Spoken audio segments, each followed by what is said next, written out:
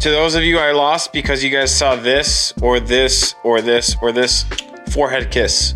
I wish you the best. Cóctel de Camarón is not only one of my favorite dishes of all time, it's a love letter to Mexico's nearly 6,000 miles of coastline. From Veracruz to Sinaloa, everyone has their version. Today, I'm doing it my way with a couple cool techniques to take yours to the next level. I hope you guys enjoy. Let's get cooking. All right, so we're gonna start our Cóctel de Camarón with arguably the most important part of this, which is the broth of the shrimp, the essence of the shrimp. So I'm gonna show you the way I like to do mine. So the first thing I'm gonna do is we're gonna peel our shrimp to make our broth. I have some 21-25 shrimp that has the shell on. They're already deveined, so I don't have to clean them, but always kind of look to see if they have anything kind of weird on them or all that stuff. So all I'm doing is taking off the shell. I'm putting the shell in a pot and we're gonna combine it with all these other ingredients to make our broth. I love this dish because anytime I have it, it's different. It's different depending on what part of Mexico you're in. If you go to places like Veracruz, it's a little bit more limey, at least the one I had,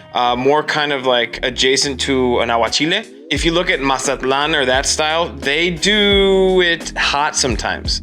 So that's one way to do it. That's very controversial, whether people like it like a warmed up Cóctel de Camarón. Why is food so controversial? People are gonna look at this dish and like, there's ketchup in it. Yeah, there's ketchup in it. Getting political here, guys. It's crazy. Shrimp is peeled.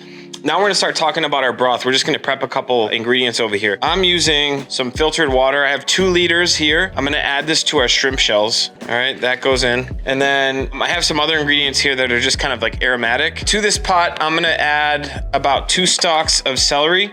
I'm just gonna rough chop them like that. Throw them in. For the carrot here, you guys know my trick, peeling carrot onto a towel. That way you don't have to clean it up. You do it into a bowl too. And you get this carrot sliced up here. In with a little bit of garlic, just peeled garlic, 2 fresh bay leaves, some coriander seed, some black pepper, got like 2 teaspoons of salt going in there. And then I'm gonna do a tomato. I'm trying something new today. I wanted to see how we can use more of the tomato in the broth. Because what I'm gonna do with this broth is I'm gonna puree it. I'm gonna blend it up to get all that shrimp flavor into our cocktail. Again, this is, you guys know how I cook, hopefully at this point, but we're just building flavors as we go. I'm gonna add like half a lemon too. Half a lemon. It's a little bit more than half, okay? So we're just gonna drop all this in. We're gonna bring this up to temperature and then we're gonna, simmer it to build that flavor. And then this is gonna become the liquid to poach our shrimp in, which is dope. I love little moves.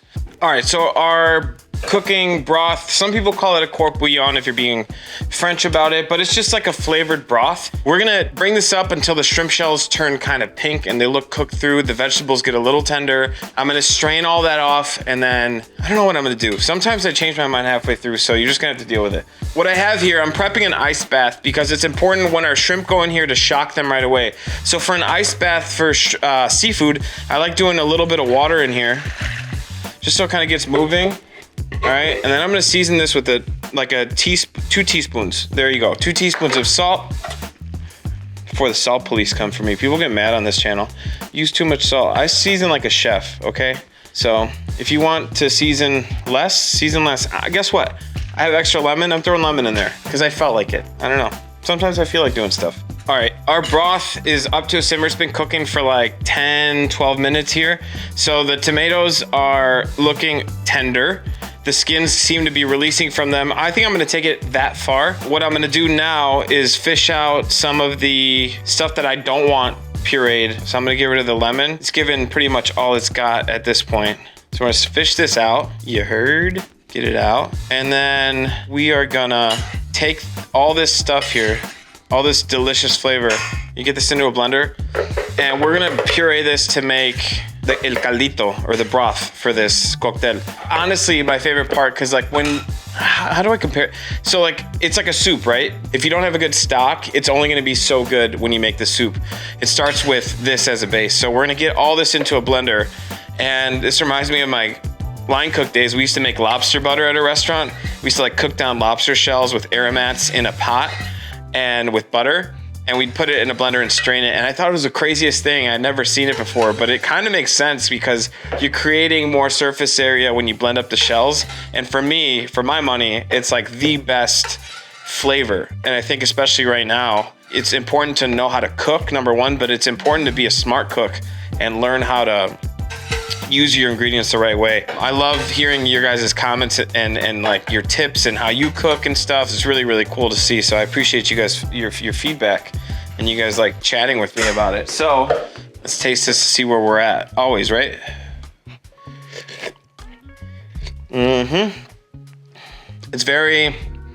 It's light, but it's like you can feel the umami building in there.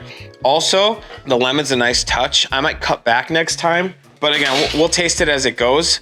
Right now, what I taste is lemon, but I have a hunch when this goes back in, when the carrots get pureed, we're gonna get that sweetness from them, hopefully, because this is really good. It is very bright, I would say. Look at this. This looks so good. There we go. So we're just gonna, that seems like enough. Now we're just gonna puree this, cover it with a towel, okay, just to make sure it doesn't pop up. You wanna start it at a low speed. Low speed, because it's hot liquid, you know? And you can like let out some of the steam before we puree on high, okay? Because the last thing you wanna do is like have this thing explode. A towel helps out, right? A little bit. There we go. Now we're gonna puree on high.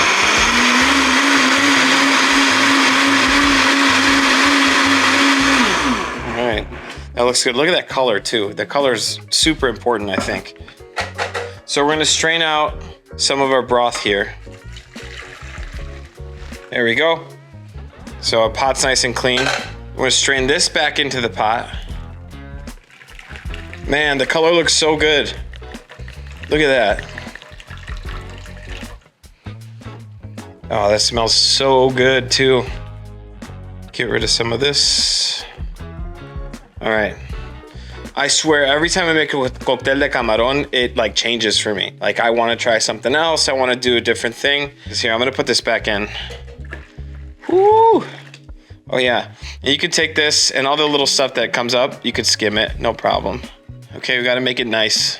A lot of the places I go to in Mexico, some of my favorites, obviously La Guerrerense in Ensenada is one of my favorite mariscos places. It's an iconic place. I think they've been around since like the 60s. So if they've been around that long, you know they're doing something right. There's another place, it's called El Jarrito de las Lomas. It's in Mexico City. One of my favorite spots because I like that they use a salsa that I'm gonna show you guys later. They use this guy here, salsa bruja. This one is a major key for a good Cóctel de Camarón, or any kind of seafood cocktail. But what I love about this preparation is it showcases like the practicality of coastal towns in Mexico and how it's quick. Once you cook your shrimp, boom, everything's cold and going into the jar. And I love that about coastal seafood. You know, you have to think about Mexico. We have like 5,000 miles plus of coastline, and you figure all those towns have their own style. Beautiful. It's a beautiful thing. All right, we're gonna turn this broth back on. We pureed the shells and all that stuff. It smells incredible. And all that's left to do for the shrimp is just cook this lightly till it's to your liking. I don't want it too cooked, but you don't want it raw either. We're not making aguachile. Oh, yeah. I'm gonna keep doing that move, that little pureeing of the shells. It's like you maximize flavor, and the broth here is beautifully colored. So I'm gonna season the shrimp with a touch of salt, just a little bit. Just move them around.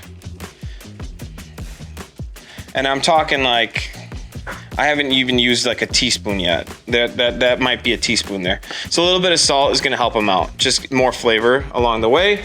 All right, shrimp are gonna go in. Okay, they're not gonna cook too long, okay? Beautiful, all right. And this color is looking so good already too. Look at this. Oh yeah, oh yeah. And what I like about this cooking process too is like this shrimp is gonna release more of its flavor in this broth, and we're gonna use that broth in our cocktail. It's gonna be incredible. Shrimp is looking good. It's still a little translucent. Again, I like to have this cooked, just cooked through. We have our ice bath with a little bit of lemon. We season this with salt as well. Again, we wanna make sure that shrimp is perfectly seasoned, great texture, and all these steps are gonna help you out achieve that. But don't go crazy over it. Like I said, these are just the way I like to do it. So if you want to do it your way, you know the vibes, get after it.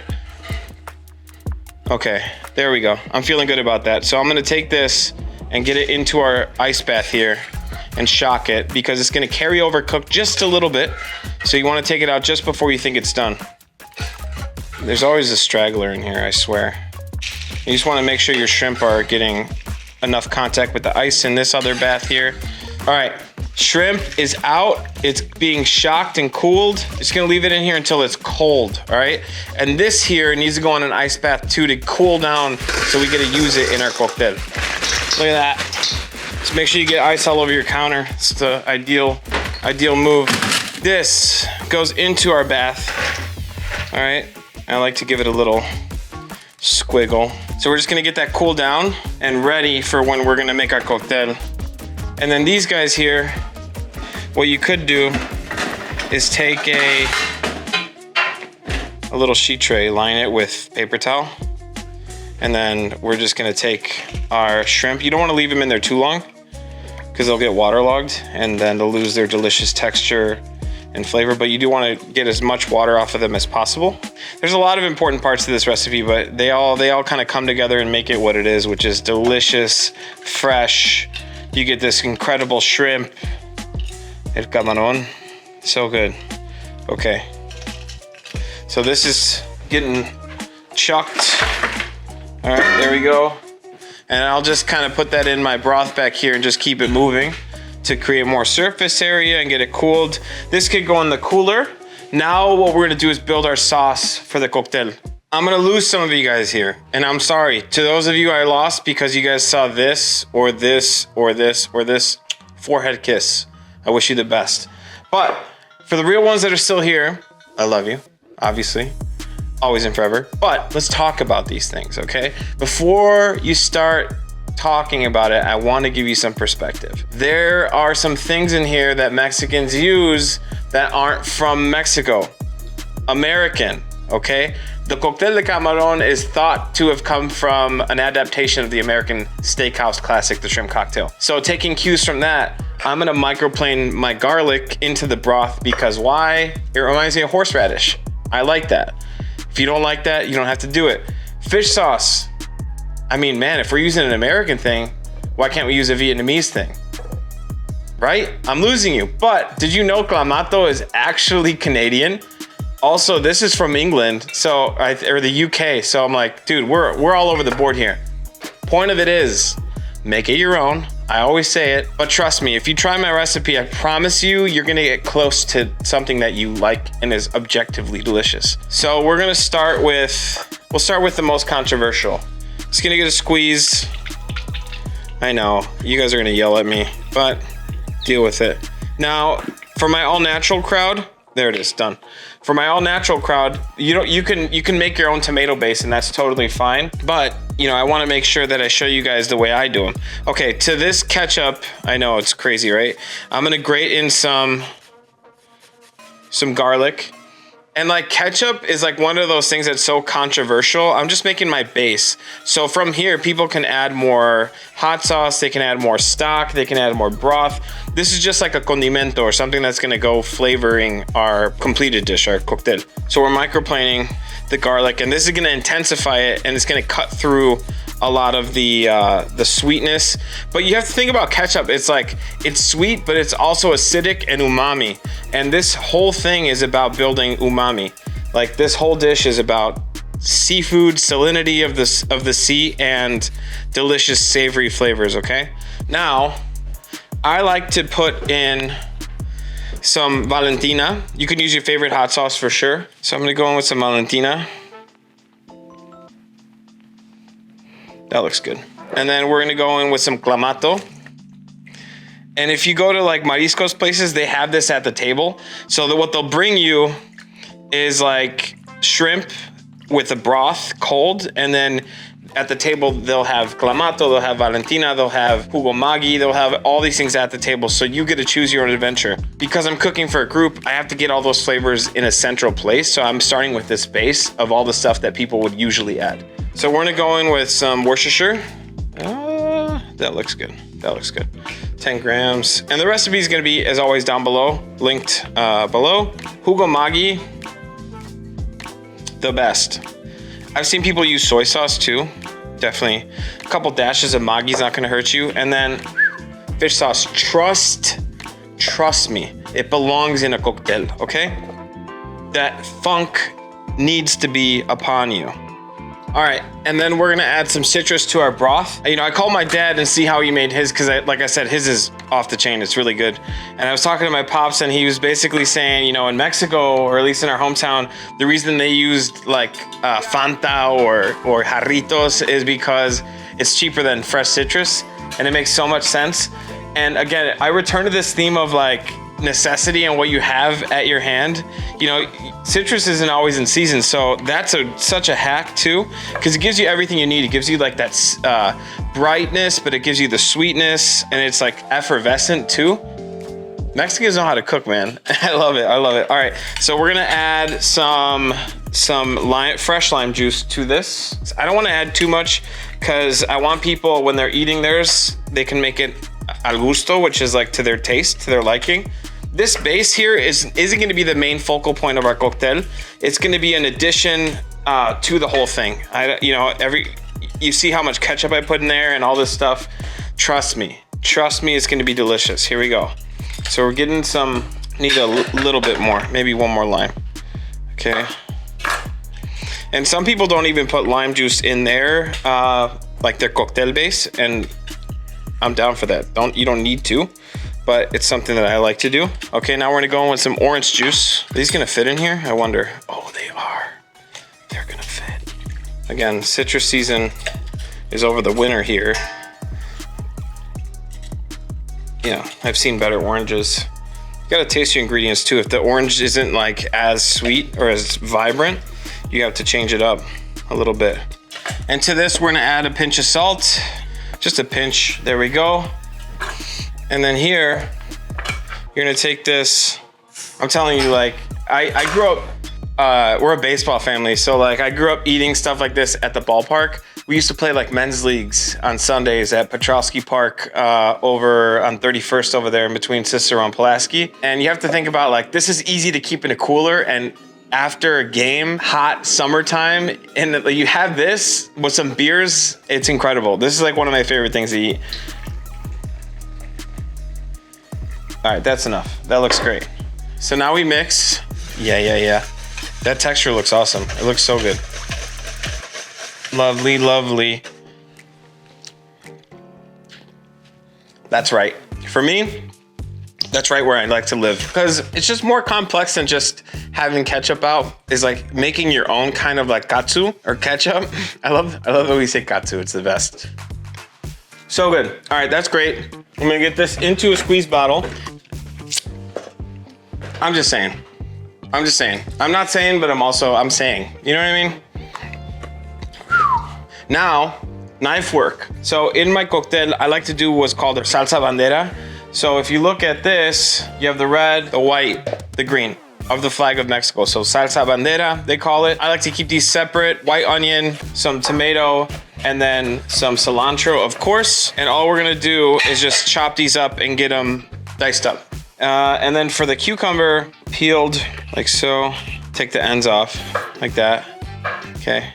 I probably should have gotten some not as small cukes, but live and learn. This is what we got. Get rid of this couple of the seeds. What you'll do is you'll run your knife alongside them like that. Make sure they're thin and small. All right, that's our cuke. A couple 2-tree limes like this. Get them open. Limes look great. And of course, oro verde, avocado. Let's play the game. Let's see how this looks. Because sometimes it's a crapshoot with avocados. I don't even want to look. Tell me. Not bad. Honestly, not too bad. Some people will get mad about this brown spot, but check it out. That's not too bad. It's fine. Oh man, I'm excited. I get excited about food, guys. I don't know what to tell you. It's my favorite thing in the freaking world. All right, there we go. Knife work, done. We're gonna go. All right, I'm just gonna grab my bowl. So this is what we're gonna do. We're gonna do some shrimp down first. All right, I'm excited to try salsa bruja. Oh, yes. This smells really, really good. So this is like essential.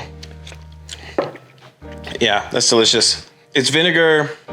It's got spices. It's very deep in flavor. Celery, almost like chiles en vinagre, but this is gonna give it a lot of flavor here. So this is what we're gonna do. We're gonna drop down some shrimp into the bowl, like that many. And then I like doing a little bit of lime juice, fresh, just like a squeeze of half a lime is good. There we go. Maybe 2, maybe a whole lime. Okay. There we go. And now maybe some of our veggies, a little bit of onion in there, some tomato, some cucumber, some cilantrito in there. And now I'm gonna go in with some of our salsa bruja. I'll have a recipe for this on the blog as well. So I'm just gonna take a little bit of that. So just that wonderful salsa.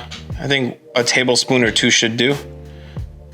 That looks great. Okay, I'm gonna go in with some of our broth that the shrimp cooked in, into the bottom there.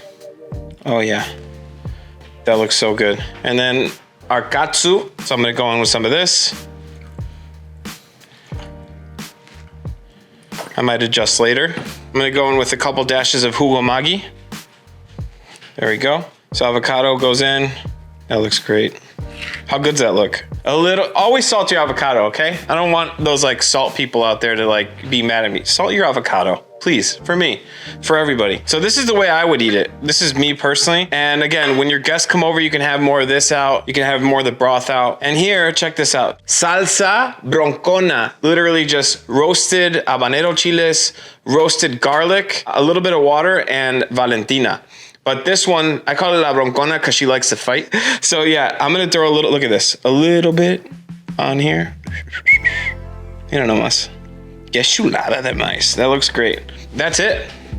That's our cóctel de camarón. You guys can make this so simply, so easily at home. This is the way I like to eat it. Saltines, you need saltines and tostadas with it. You can't not have that. All right. I'm gonna try it. I gotta try it. So what I like to do is just mash everything up and kind of mix it around. So I'm gonna taste the broth.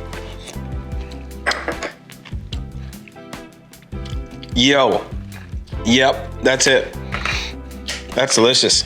All right, you gotta get mayo down on a tostadita. If you know, you know about mayo, okay? Mayo and mariscos all day, every day. Look at this. No más. Pura vitamina. This looks so good. All right, I'm gonna make a mess, but whatever.